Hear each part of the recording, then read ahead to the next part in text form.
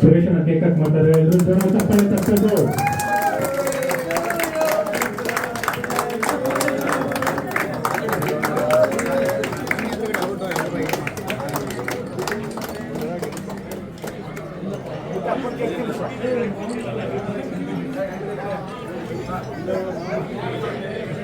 ಇಷ್ಟೇ ಚಪ್ಪಾಳೆ. ಇನ್ನೊಂದು ರೌಂಡ್ ಜೋರಾಗಿ ಕ್ಲಾಪ್ ಬರಲಿ.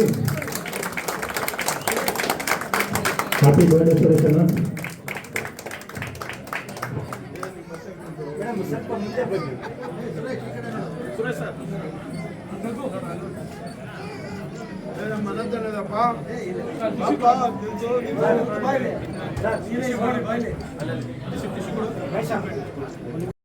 ಕಾಲೇಜನ್ನ ಚಿತ್ರಣ ಪ್ರಾರಂಭ ಮಾಡಬೇಕು ಅಂತಿದ್ದೇವೆ.